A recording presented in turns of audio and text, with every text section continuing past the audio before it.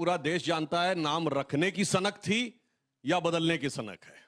संख्याएं देख लीजिए किसके नाम पे देश में क्या क्या बनाया गया है तो साफ समझ में आ जाएगा। याद है आप कनॉट प्लेस में जाइए तो बीच में राजीव चौक है, फिर इंदिरा चौक है, फिर चौक चौक के देखिएगा तो चारों तरफ आपको नाना प्रकार के नाम नजर आएंगे।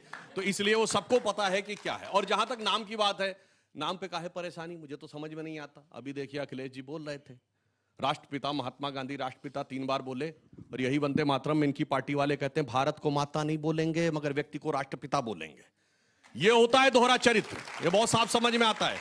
तीसरा, नाम बदलने से कोई खास फर्क नहीं पड़ता है, क्योंकि बहुत पहले काका हाथरसी लिख गए हैं कि नाम बदलने से कोई तकदीर नहीं बदलती।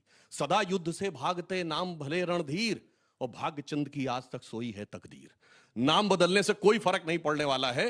हां, इस योजना के संदर्भ में जो मैं बात बताना चाहता हूं, अब एक और बात देख लीजिए, नाम है इंडिया गठबंधन और भारत की टीम वर्ल्ड कप जीतती है, बधाई नहीं देते। नाम है इंडिया गठबंधन, सुर्खियां बटोरते पाकिस्तान में। नाम बदलने से कुछ नहीं होता। नाम है पृथ्वीराज चौहान, इनके नेता, और काम मोहम्मद गोरी वाले जो कहते हैं कि पहले ही दिन हम लोग हार गए थे। और साहब नाम है गांधी और आतंकियों के पक्ष में आंसू बहाते हैं।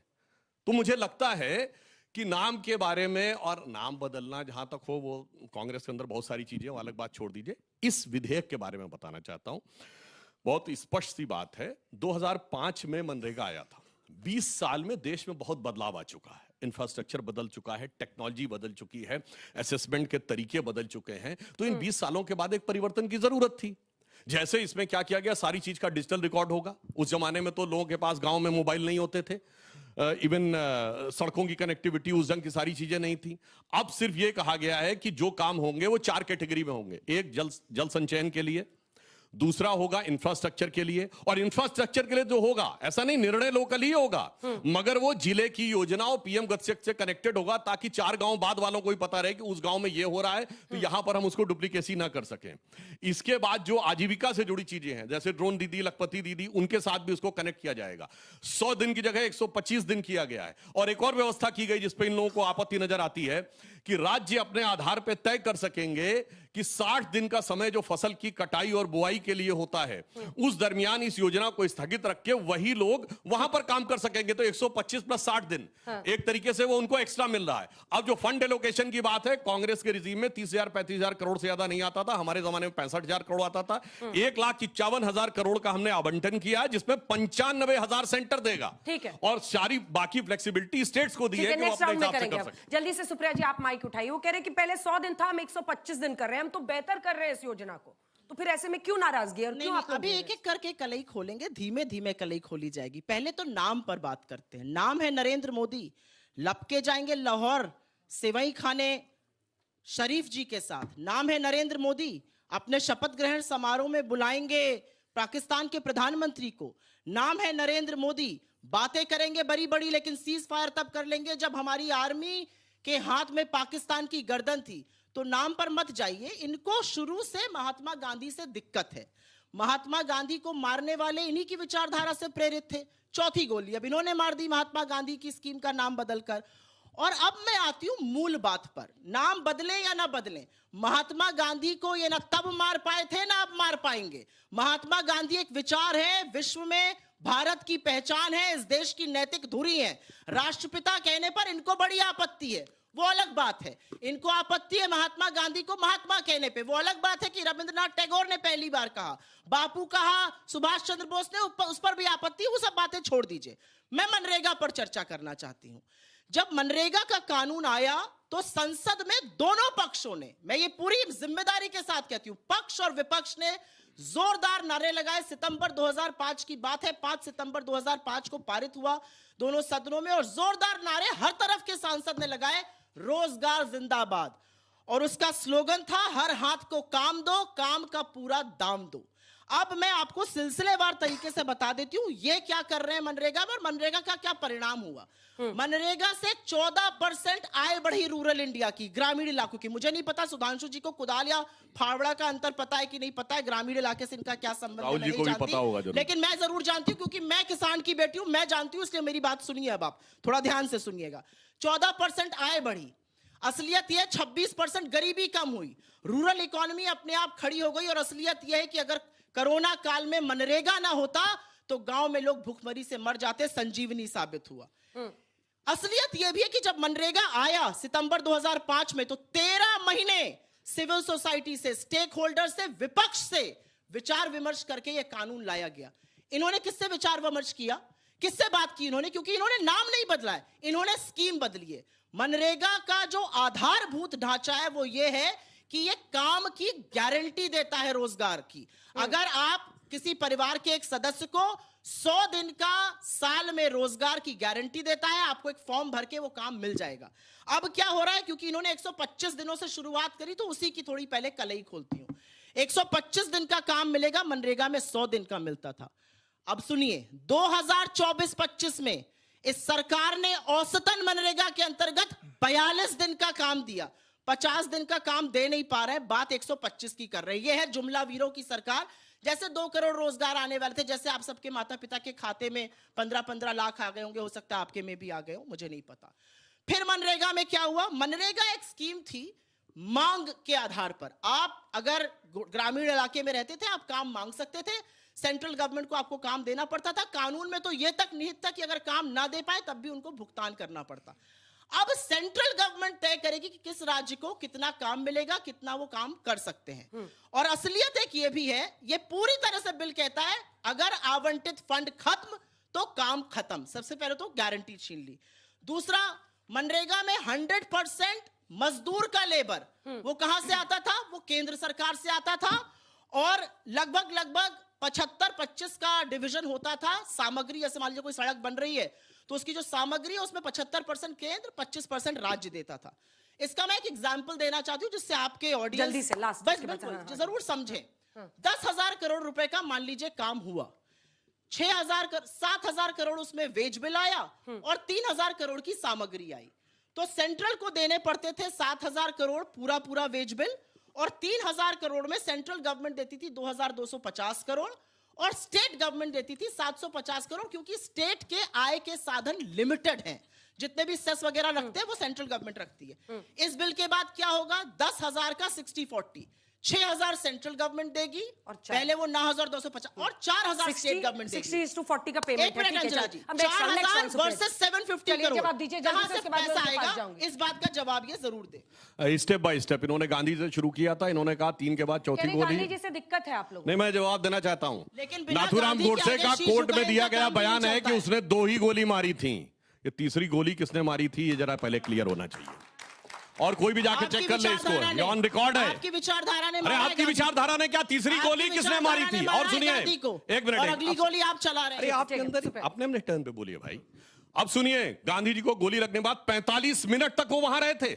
आज बिरला मंदिर जहां से है और राम मनोहर लोहिया अस्पताल जिसको वेलिंगटन हॉस्पिटल कहते थे, 45 मिनट क्यों नहीं गया कोई? क्यों चला रहे हैं? पढ़े लिखे बच्चे, जर्नलिस्ट। आपके अंदर इतना चिड़चिड़ापन क्यों है भाई? इतना बिलबिलत क्यों है? हर बात में बोलने लगती है बीच में। आप यहाँ पर आकर व्हाट्सएप के फर्रे पढ़ने, व्हाट्सएप के फर्रे नहीं पढ़ रहा हूँ, फैक्ट के साथ बोल रहा हूँ। आप व्हाट्सएप के फर्रे पढ़ रहे हैं। व्हाट्सएप के फर्रे बोलने उसके बाद व्हाट्सएप के फर्रे मत पढ़िए। यहाँ पर थोड़ी इन लोगों की रिस्पेक्ट करिए, पढ़े लिखे लोग हैं। हाँ, इसीलिए मैंने बोला चैलेंज करके बोलता हूं, अगर गलत बोला हो तो बताइएगा।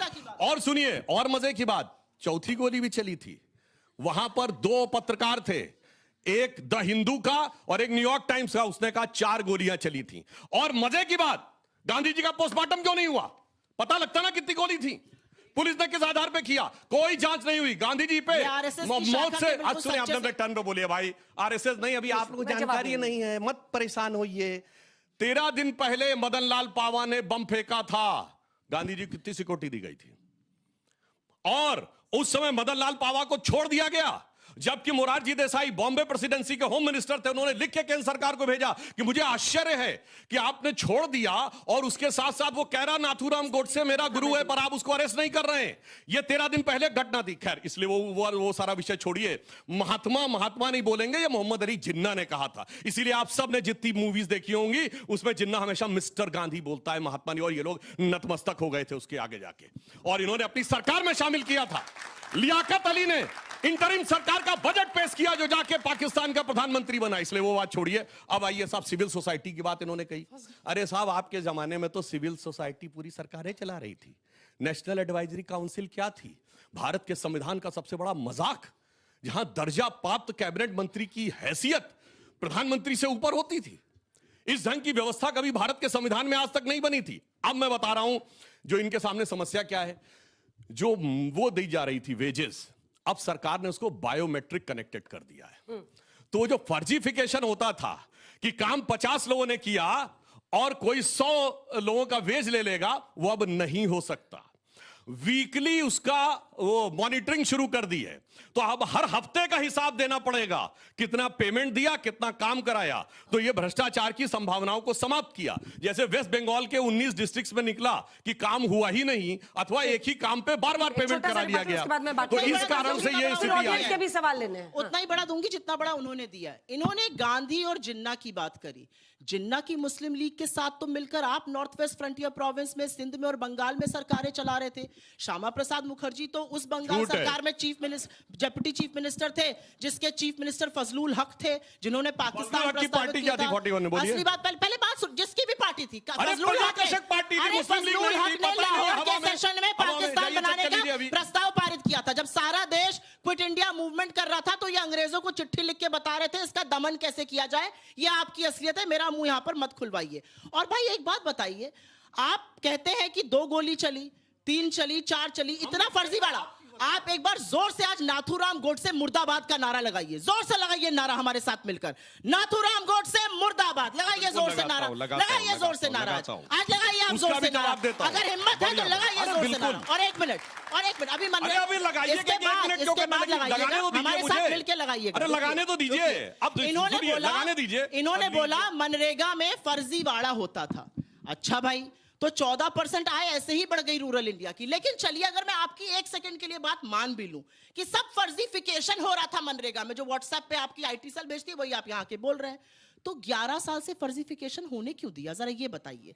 11 साल तक झुंझुना बजा रहे थे क्या बैठकर सरकार में? 11 साल तक फर्जीफिकेशन हो रहा है, माथे पर शिकन नहीं आ रही है। 125 दिन का कर देंगे, 42 दिन का दे रहे हैं। किस तरह की व्हाट्सएप फर्रे की बात करते हैं? नाथूराम गोडसे मुर्दाबाद भी बोल दे। अरे लगाए नारा। 1 मिनट अब बताता हूं, सुनिए मुर्दाबाद। बोल नाथूराम गोडसे मुर्दाबाद। सुनने दीजिए। आपने कहा गांधी व्यक्ति नहीं विचार थे। छोड़िए नारा लगाइए। अरे सुनिए, मैं जवाब देता हूं, उसके बाद बोलिएगा। अब सुनिए, गांधी व्यक्ति नहीं विचार थे। गांधी का विचार क्या था? नाथूराम लगातार चिल्लाने लगी, क्या बेहुदेपन हरकत कर रही है? मुर्दाबाद। लगाइए नारा। सुनने तो दीजिए, अभी जवाब दूंगा तब देखिए गले में हलक अटक जाएगा। महात्मा गांधी, अरे सुनिए तो देखिए चिल्लाती जा रही है। पता नहीं इतना चिड़चिड़न इनके अंदर क्यों है, समझ में नहीं आता। दर्शकों से क्वेश्चन पूछना चाहिए, एक प्रवक्ता बताइए जिससे उलझती ना हो। बताइए कौन बनेगा करोड़पति का, एक कोई सवाल बता दीजिए। इसलिए शांति से बात करिए। अब मैं बताता हूं, आप ही ने कहा व्हाट्सएप का फर्रा फेंकता। अरे व्हाट्सएप फर्रा नहीं, अभी बोल रहा हूं भाई। महात्मा गांधी व्यक्ति नहीं विचार थे। महात्मा गांधी का विचार क्या था? राजनीतिक दर्शन था राम राज्य। नित्य का भजन था रघुपति राघव राजा राम। आखिरी शब्द था हे राम। और एकमात्र नेता है जिनकी समाधि पे राम लिखा है। शरीर की हत्या नाथूराम गोडसे ने की। और जिस दिन आपने हलफनामा दिया कि राम थे नहीं, राम की समाधि पे लिखे को झूठा कर दिया। आत्मा की हत्या गांधी परिवार ने की। मैं शरीर के हत्यारे को मुर्दाबाद कहने को तैयार हूं। आपका ये गांधी की आत्मा का हत्यारा गांधी परिवार मुर्दाबाद, मैं बोलने को तैयार हूं। नाथूराम गोडसे मुर्दाबाद। बोलो गांधी व्यक्ति नहीं विचार थे। बोलो ये असलियत है। देखिए मैंने कहा हलक में अटक जाएगी। भारतीय जनता, एक मिनट, जो कांग्रेस पार्टी जो सबसे मुद्दे पर घेर रही है विपक्ष पर, नहीं आपका 10 सेकंड। सारा स्टूडियो और आपके सारे व्यूअर्स देख रहे हैं, भाजपा का सांसद खड़ा हुआ है, नाथूराम गोडसे मुर्दाबाद। मैंने तो कहा मैं तैयार हूं, तुम बोलो। शरीर बड़ी की आत्मा, मैं कहता हूं आत्मा का हत्यारा मुर्दाबाद, शरीर का हत्यारा मुर्दाबाद, दोनों को बोलो। बोल पाए ये गोडसे के उपासक यहाँ पर खड़े होकर कहां से मुर्दाबाद बोले? विचारधारा, हिंदू संगठनों की विचारधारा